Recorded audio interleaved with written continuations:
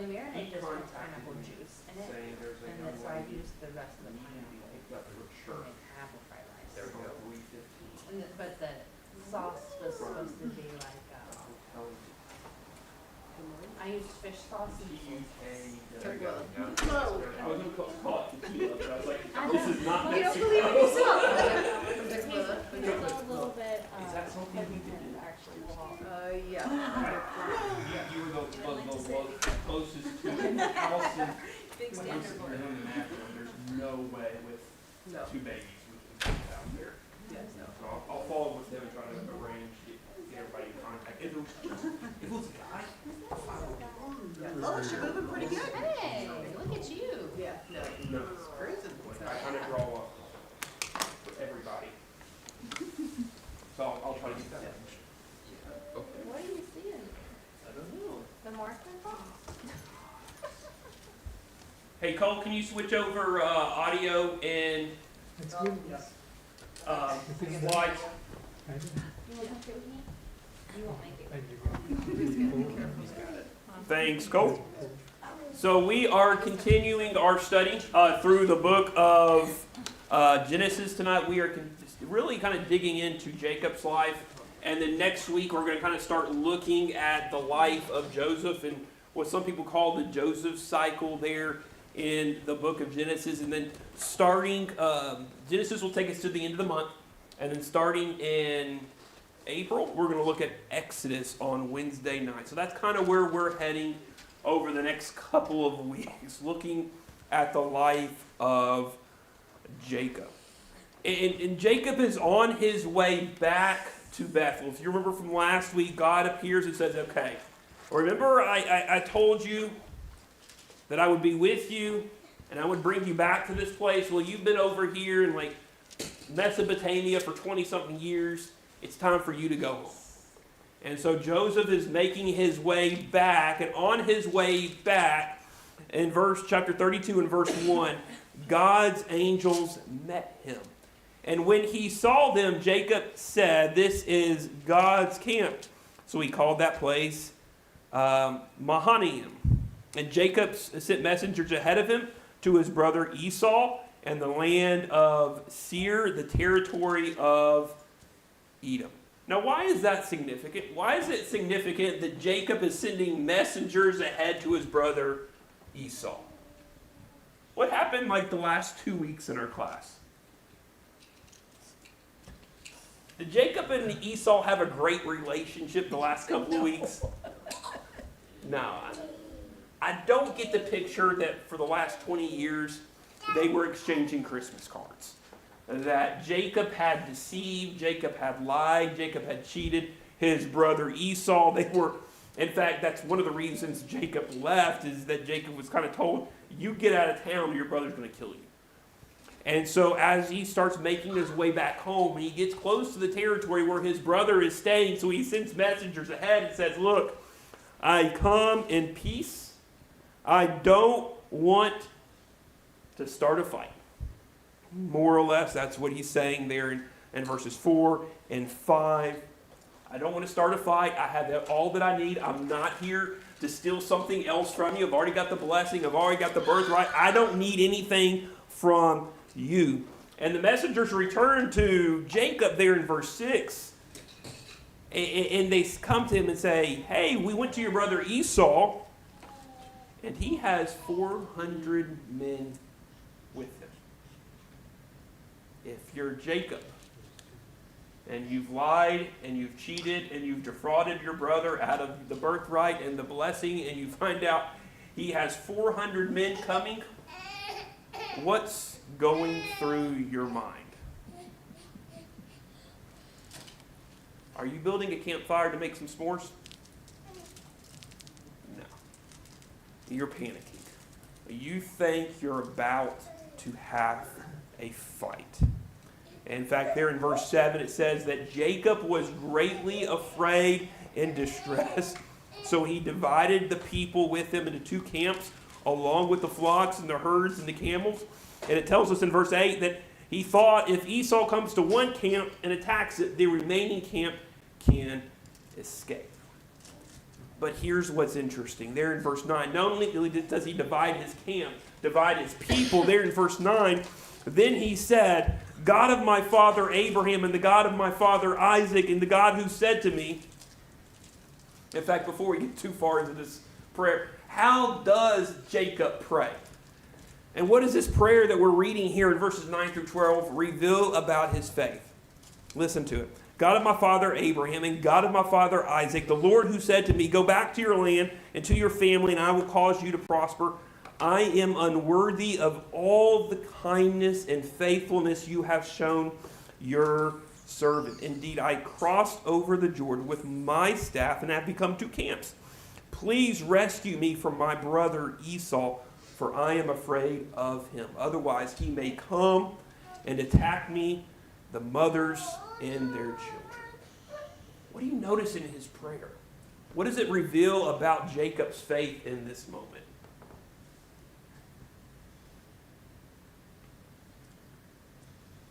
What does this prayer tell us about Jacob's faith? Yeah. He knows enough about what God told him to repeat it. Yeah. So he's been repeating it to himself. Yeah. God made those promises to him. Yeah, he's been repeating it to himself, and now he repeats it to God. And that's really one of the interesting things you see in some of the great prayers of the Bible. And some people in the Bible are not afraid to pray God's promises back to God. We don't often pray that way. But the people in the Bible weren't afraid to pray God's promises back to God. What else do you notice about this prayer? Have we seen Jacob pray so far in the Genesis narrative? And what Moses has written down for us here in Genesis, have we seen Jacob pray before? No. Have we seen Jacob do anything remotely godly? No. For the most part, Jacob to this point, we talked a lot about this the last 2 weeks, Jacob's been more or less a scumbag. And now, after 20 years in Mesopotamia dealing with Laban, and he's coming back, it seems to me as I read this narrative and I read this story that some light bulbs are going off in Jacob. That Jacob is finally starting to put some pieces together and realize that he needs to have faith in God. He's not quite there yet. He's not quite perfect, but honestly, we never get to that point, right? It seems like for one time, he's thinking about somebody else, his family and his children, rather than himself. His family, that's a great point. He's thinking about his family and his children, not just himself. And the other thing I noticed in his prayer, just real quickly, look at the words, God of my father, Abraham, and God of my father, Isaac. Yes, he's praying to God, and he recognizes God, and he knows God has made some promises to him, but on some level, it maybe still isn't as personal as it needs to be. So his faith is still a journey. That, yeah, he's experienced the faithfulness of God in his life. He has some semblance of a relationship with God. Yes, he's becoming less and less selfish and more selfless. So you see this development in this prayer of Jacob, that his faith is in progress. The other interesting thing is if you go back in Jacob's life and Jacob's journey, when Jacob left Canaan, when he was running away from his brother, I think it was last week when we looked over it, what happened? Stairway to Heaven? I'm not talking about the rock song. The ladder to heaven, the stairway to heaven, yeah. And now as he comes back, what happens? He has the angels appear to him, and he seeks God out. Like, it kind of forms a bracket around Jacob's life here in the text. And so he seeks God out in this prayer. We begin to see him really just starting to put some pieces together, I think. He spends the night there. The next day, he entrusted his slave. They go on ahead. They leave some distance. And he actually takes his camp during the night. He takes his, verse 22, his wives, the slave women, the 11th son, They get across the river. Think about the ancient world. There weren't necessarily bridges, and so rivers kind of form boundaries and walls that in the event Esau was mad and destroyed his flocks and destroyed his herds and destroyed his people, that having a river between them gave his family more time to escape, potentially. And so he's doing what he can, and he took them and sent them across the stream along with all of his possessions. And then in verse 24, Jacob wrestles with God.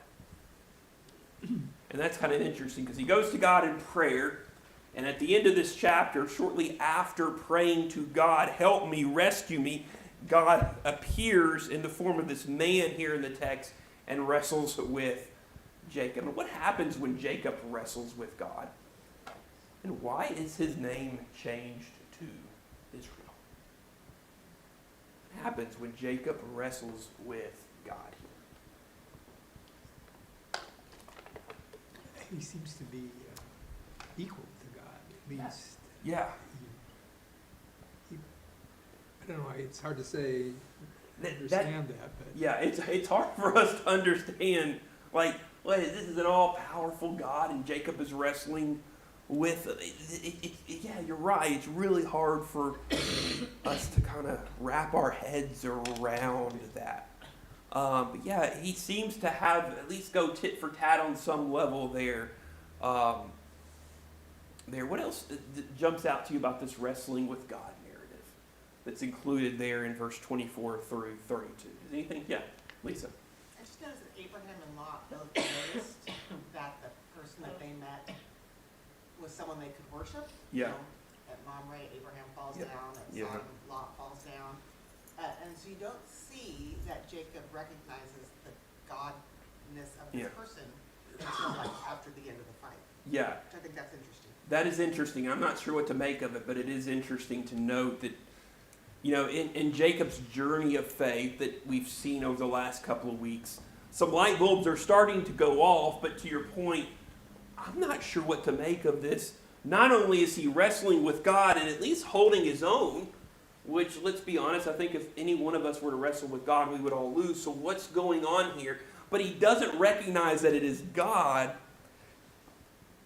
until after the incident is over there in verse 30, when he goes, "For I have seen God face to face, yet my life has been spared." It's interesting. Why is his name changed to Israel?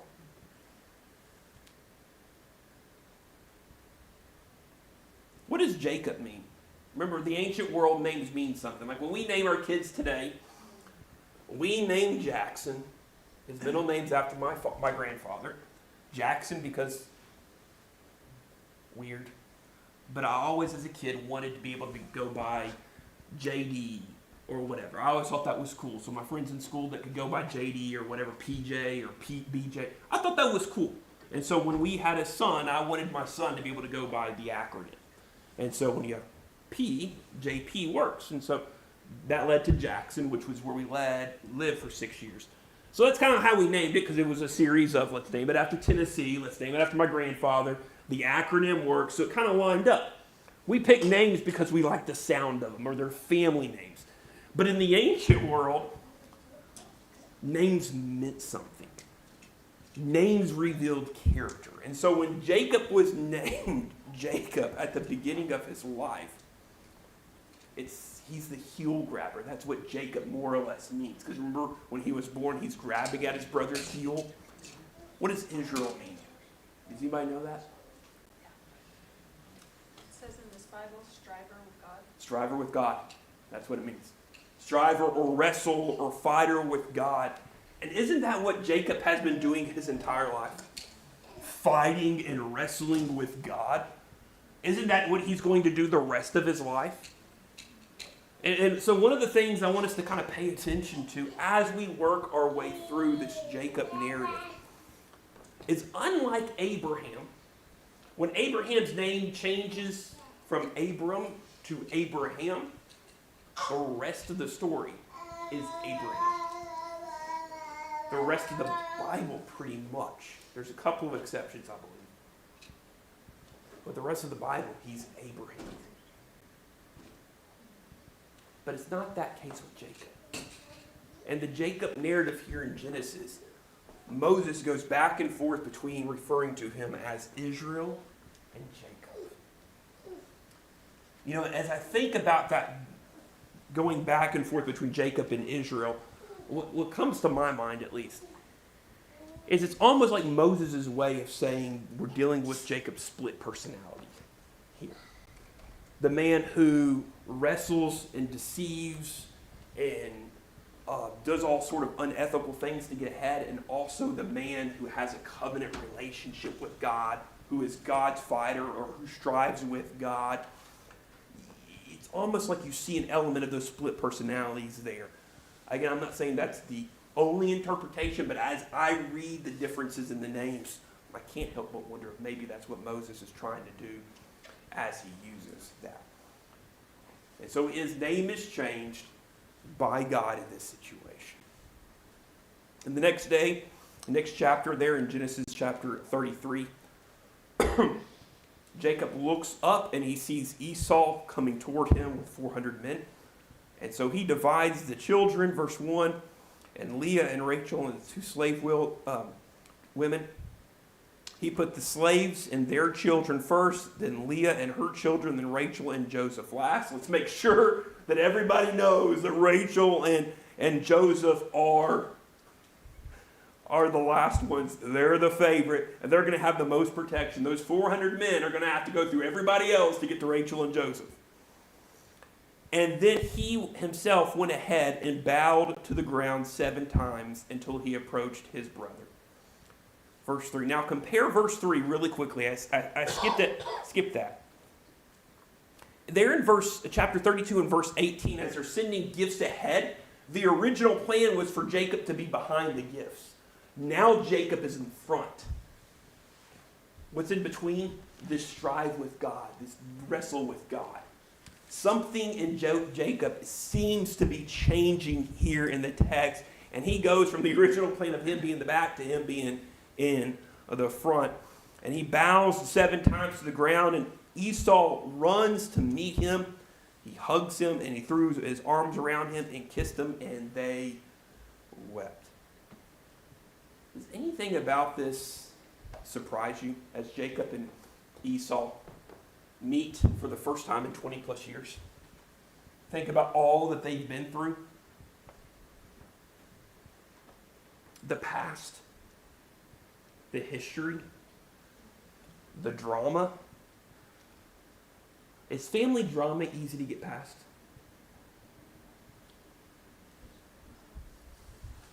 No. Is this kind of history they have easy to get past? So what surprises us about how they interact with one another here in Genesis 33 as they meet each other for the first time? When Jacob saw or heard that Esau was coming with 400 men, do you think that he was expecting Esau to hug him, to kiss him, and to weep with him? Is that the reaction Jacob was expecting? Look, the text doesn't tell us, so we're deviating into speculation here. Let's be very clear. But by the way he's making preparation and the way he prepares himself for this meeting makes me think he was expecting potential conflict. And yet these brothers who have been separated for decades find a way to get past their past. And so Esau looks up and sees the women and the children and all the flocks and all the herds. And he's like there in verse 5, who are these with you? And he answered, the children God has graciously given your servant. Then the slaves and their children approached and bowed down. Then in verse 7, Leah and her children approached and bowed down. Then Joseph and Rachel approached and bowed down. And so Esau said, what do you mean by this whole procession I meet? To find favor with you, Jacob says. Jacob has stolen the birthright. He's stolen the blessing. He's doing everything he can to tell Esau Let's make peace. I want to put the past behind us. I'm not here to steal. I'm not here to do anything. I don't want to cause a stir. And Esau replies, I have enough, my brother. Esau replied, keep what you have. And Jacob said, no, please, if I have found favor with you, take this gift from me. For indeed, I have seen your face, and it is like seeing God's face, since you have accepted me. Please take my present that was brought to you, because God has been gracious to me, and I have everything I need. So Jacob urged him until he accepted. Does anything about that last series, from maybe verse 5 to verse 11, jump out to you? Think about the journey we've been on with Jacob for the last couple of weeks. Jacob is a man, at least the last previous 2 weeks, that was not in the habit of seeking God. And yet, who does he mention 3 times there in the text? 3 times he mentions God. And 2 of those 3 are specifically, God has given this to me. Again, we are on this journey with Jacob as Jacob goes from this unethical, sinful, horrible kind of character, a character that if we saw on the street or that was in a class with us in high school, we'd be like, I don't want to be friends with you. If our daughters brought them home, we'd be like, let's have a conversation. You know, Jacob is one of those guys. And yet he's starting, again, light bulbs are starting to go off, and he begins to recognize that God has shown grace to him. The other thing I see here is that Jacob tells Esau, I have enough. Does anything about that strike you? He wanted more when he was younger. He wanted more when he was younger. Yeah. Like, he stole the blessing. He stole the birthright. I keep bringing that up. But it's critical to Jacob's story.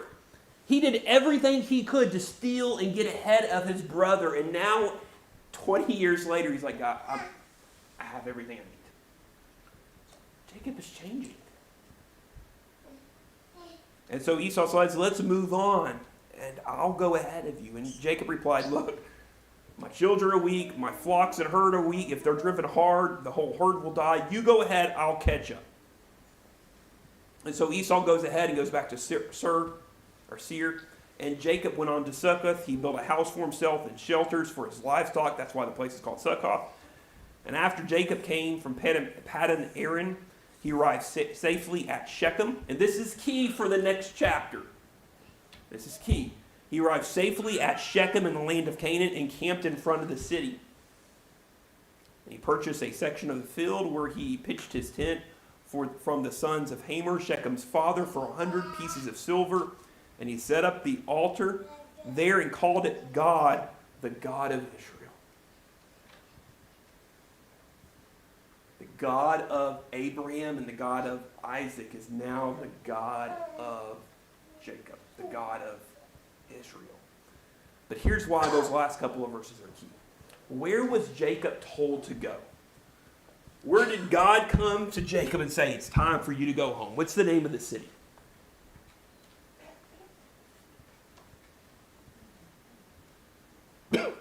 Bethel.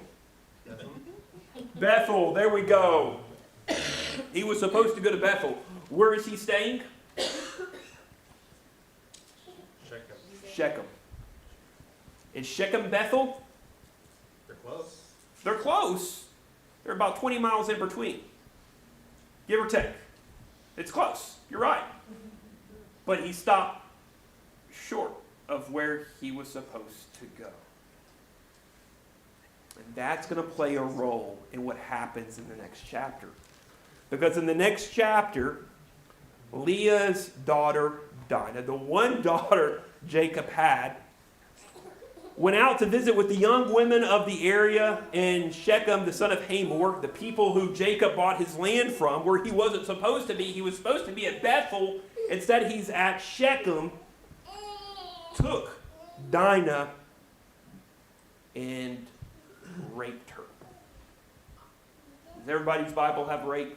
There's some translations may differ there, but that's raping. He rapes her.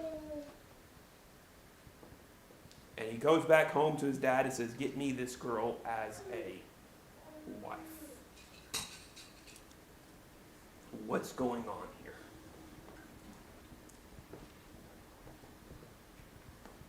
What is going on here in Genesis 34?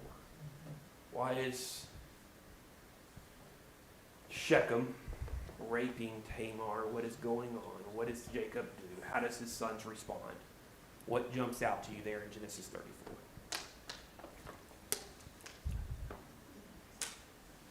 Maybe disobedience, I don't know, different cultures.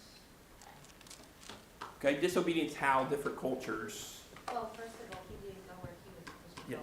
Yeah, he stopped short. There's the disobedience. So even though some light bulbs are going off, he's still not where he needs to be spiritually. And he's not where he's supposed to be physically or geographically. But there's consequences to our actions. There's So- consequences to our actions. And he landed in a place where probably that was the way to do things, and Yeah. I don't know. Yeah, and that was actually,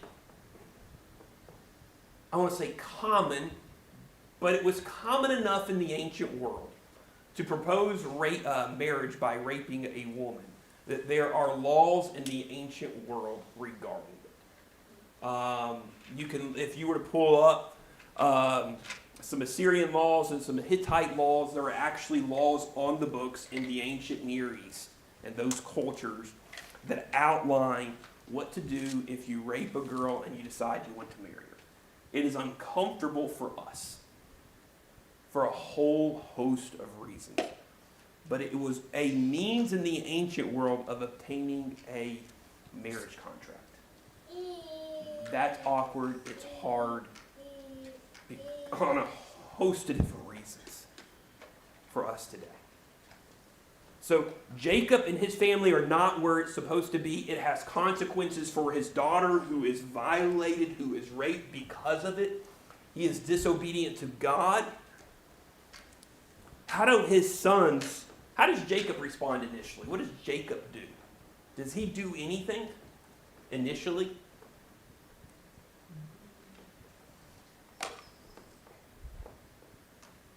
How do they respond to this incident? What? He waited. He waits. Hamer shows up and says, hey, my son wants your daughter. Let's make a deal. Intermarry with us. Live with us. Settle here. I'll do whatever you want. And so Jacob's sons, verse 13, answered Shechem and his father Hamor deceitfully because he had defiled their sister Dinah. Where do you think they learned how to lie? Maybe from their father or uncle or anybody in that family. We cannot do this thing. Giving our sister to an uncircumcised man is a disgrace to us. All your men, verse 15, have to be circumcised. And so that was, it's like Shechem's like, I love this girl. Give me this girl. We'll be circumcised. And so they all circumcised themselves. And verse 25, on the third day, while they are still in pain, two of Jacob's sons, Simeon and Levi, Dinah's brothers, took their swords and went into the unsuspecting city and killed every male. They killed Hamor and his son Shechem with their swords and took Dinah from Shechem's house and went away. Jacob's sons came to the slaughter and plundered the city because their sister had been defiled. They took their flocks, herds, and donkeys and whatever is in the city and in the field, and they captured all their possessions, dependents' wives, and plundered everything in the houses. And then finally Jacob does something. He says to Simeon and Levi, you have brought trouble on me, making me odious to the inhabitants of the land. And the Canaanites and the Perizzites, we are few in number, and if they unite against me and attack me, I and my household will be destroyed. But they answered, should he treat our sister like a prostitute? And skipping ahead to chapter 35 and verse 22, where Reuben goes into his father's concubines and sleeps with them. What do we see in terms of the spiritual condition of Jacob's family? Jacob's on this journey. We've seen Jacob make some strides. Again, light bulbs going off, but not all the way. What's the spiritual condition of his family?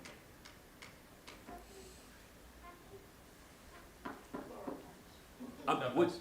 what- Not the best. Not the best, yeah. Not the best spiritual condition. They're lying, they're murdering, they're sleeping with prostitutes. And there's some underlying things there in verse 22, chapter 35 and verse 22, that if you slept with your father's wife, you slept with your father's concubine, that was a way of seizing control in the ancient world. It was a way of usurping authority. It's Reuben's way of saying, okay, Dad, when your time comes, I'm top dog. I am the man in charge. I am the patriarch of this family. And so we see a family that whose spiritual condition is not great. I can't help but wonder if maybe Jacob's life of deceit and sin and problems and all those things, he's beginning to reap what he sowed, and it's affecting his children and perhaps his grandchildren. Anything else there in chapter 34 as we think about Dinah's being defiled? That takes me back to David. Yes. That connection. Okay, so Time in elaborate on the David connection. There's so many ways we can look at the David connection. We can Well, look. David wasn't he was a wonderful, a warrior, but when it came to parenting, kind of let his children do whatever they want to, and then he just didn't correct them. Yeah. Or guide them, Yeah. or waited for them to do something or commit a crime before he stepped in, just like Jacob did. Yeah.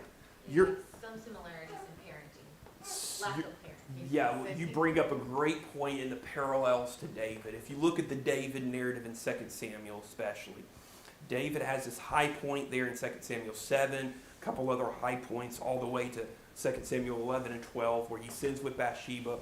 That sin has consequences because in the next couple of chapters you see that play out in his own family and the consequences of that in his own family. And so really from 2 Samuel 12 all the way to the end of Daniel's life, at least in the way it's organized in 2 Samuel, David is putting out one fire after another because of the infighting in his family and the consequences of his sin and the legacy his sins have left behind and his failure to parent as well and to discipline his kids. And so Jacob is reaping what he sowed. He failed as a parent. He didn't provide the example he needed to, and now that's been passed on. Anything else you guys see there in chapter 34 as we look at Jacob and his family and Dinah? Yeah. This is the beginning of 35, but they've got all the foreign gods back, so they may have got rid of them when Laban was chasing them, that they're all, they had them to give up again. Yes, yeah. Wherever they were, they made the journey with them. And so, yeah, let's go ahead and go to 35 on that note. God said to Jacob, "Get up, go to Bethel." He said, "Shechem." He stopped 20 miles short. Go to Bethel, finish your journey. Build an altar there to the God who appeared to you when you fled your brother Esau. And so Jacob said to his family and all who were with him, "Get rid of the foreign gods. Purify yourself and change your clothes. We must get up and go to Bethel. And I will build an altar there to the God who answered me in my day of distress. And he has been with me everywhere I have gone." Once again, those idols have popped up. And so what do? Verse 4. They hid them under the oak near Shechem. They bury them. And on the journey, when they get to Bethel, and when they get to Bethel, he builds an altar, verse 7.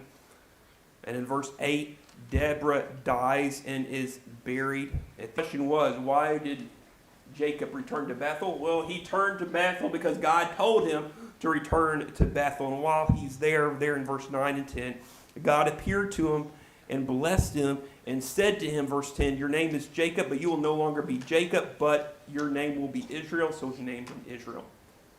And God said to him, I am God Almighty. Be fruitful and multiply. A nation, indeed, an assembly of nations will come from you, and kings will descend from you. I will give you the land that I gave Abraham and Isaac, and I will give the land to your future descendants. And then God withdrew from him at the place where he had spoken to him. God set up a marker, or Jacob set up a marker and poured a drink offering on it, and it's called Bethel. And they set out from Bethel, get to Ephrath, and Rachel gives birth to another kid, number 12 for Jacob. She names it Benoni, but Jacob changes it to Benjamin, and Rachel dies near Bethlehem. And he set up a marker on a grave, and it's still there today. I want us to kind of pay attention. We're not there quite yet, but can pay attention to what and how Jacob treats Rachel and Leah as we continue through this story. Because Rachel is buried here. Israel set out again there and pitched his tent near the Tower of Edom. Reuben sleeps with his father concubine.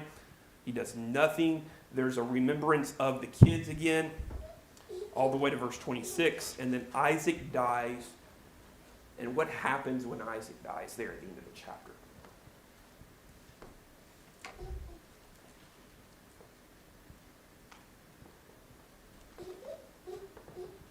Who comes together? Jacob and Esau. Jacob and Esau. The two brothers who had fought, who had bickered, who didn't get along, who spent decades apart, have come back together, not only in the reunion we saw earlier, but they come back together to bury their father. And that's interesting. They put the past behind them on some level. And then in chapter 36, we see the family records of Esau. You may have noticed that phrase throughout Genesis to this point. There is this pattern throughout the book of Genesis. These are the family records, and then there's a genealogy, a list of all these names that we struggle to pronounce. That's part of the structure, part of the theme of this book, Genesis. Why in the world would Genesis include a genealogy of Edom?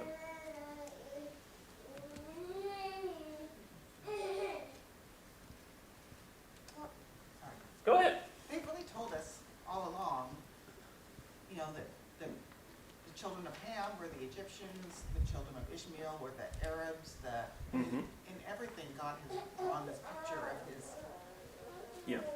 the people who have peeled off from his main road to Christ and the nations they represent.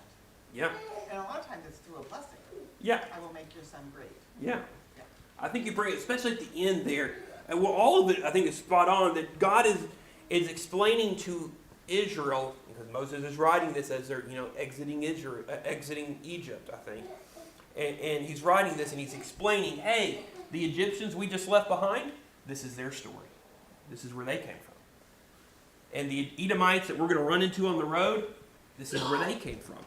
And the Perizzites and the Jebusites and all those ites that we read throughout the story, this is where they come from. What's interesting to me about Esau's family is that Esau's kids were born in Canaan, in the Promised Land. And then he moves out of the Promised Land.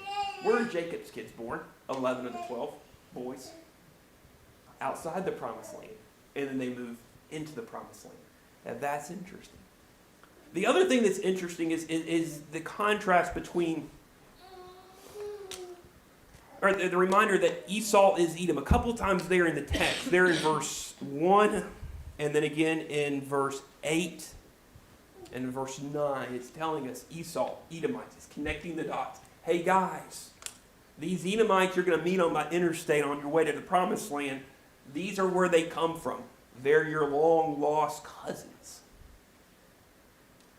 And while Esau's memory in the Edomites' history is not fully developed here, it's not rejected or closed. The Bible follows the Jacob line. Why? Why does the Bible spend so much time on the family line of Abraham, Isaac, and Jacob and Joseph? Why is that the key storyline? Jesus.